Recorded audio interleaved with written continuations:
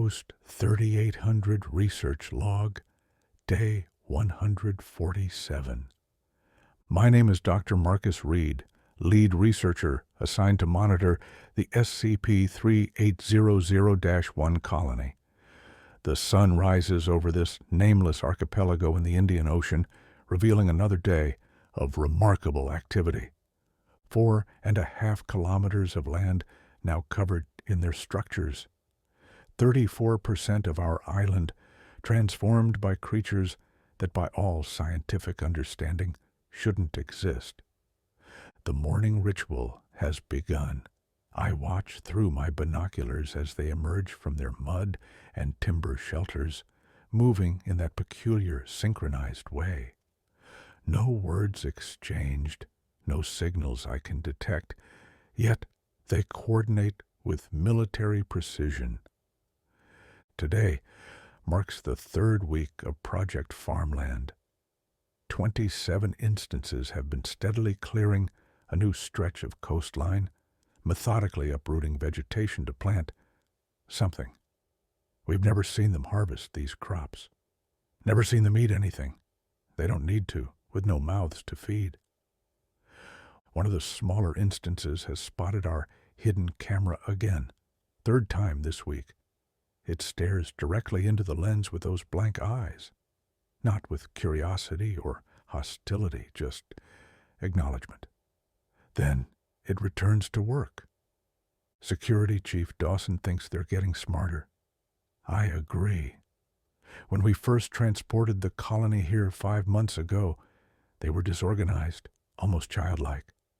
Now they move with purpose, with collective intelligence. Dr. Reed, you should come see this. That's Chen, my assistant, calling from the observation deck. I pause my recording and head outside. They're building something new, not like their usual shelters. Through my binoculars, I can see he's right.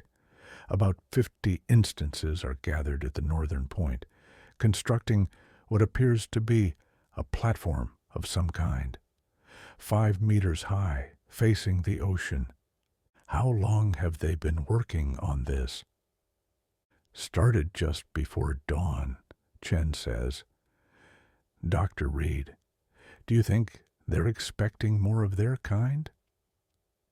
A chill runs through me, despite the tropical heat. The painting is secure at Site 93, over 800 kilometers from any coastline. I remind him, no new instances can manifest. But I remember the note from Addendum 2, the water damage diary page, written in Portuguese, dated to the 1500s, the navigation chart, the compass. Someone had encountered these entities before. I reread the translated note for perhaps the 100th time. They come without sound or fury. They take what is needed and build upon the shore. Each day more arrive until the land itself is consumed. The painting must be kept from the sea at all costs. We saw what happened at the rest. Lost to time and water damage. What happened where?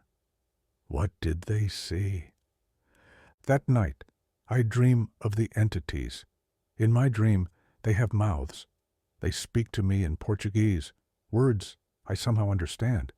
They tell me about Ilha do Silencio, Island of Silence, and how they made it their home centuries ago. I wake to alarms. Red emergency lights flash through my window. Chen bursts in. Doctor, the northern colony, they've completed their structure.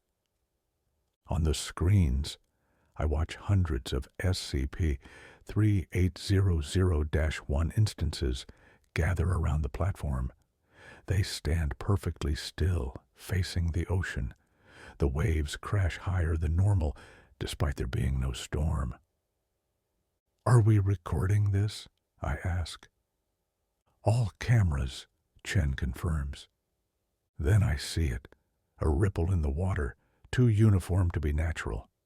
Movement beneath the surface. Check the containment status of SCP-3800, I order. Still secure at Site 93. Then how? Something emerges from the water. Not the familiar dwarf-like entities we've been studying. This is larger, with the same featureless face. In its hands, it carries something flat and rectangular. No. I breathe, horror dawning. That's impossible. A framed print, not SCP-3800, something older. The entity turns the frame toward our camera. I can make out the image. A coastline I don't recognize, with small figures emerging from water. Chen radios security. Initiate emergency protocol. Theta 9.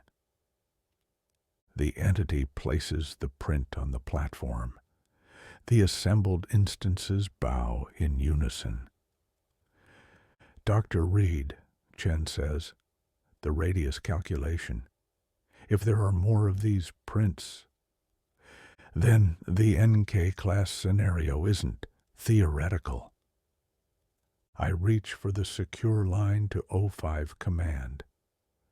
We adapt, I tell him, and pray we're not too late. As I wait, I watch the mouthless beings continue their silent work. Not colonists, I realize now. They're advanced scouts, and somewhere out there, beyond our sight, the real invasion waits. Thank you for listening to the SCP Labs podcast. Till we meet again.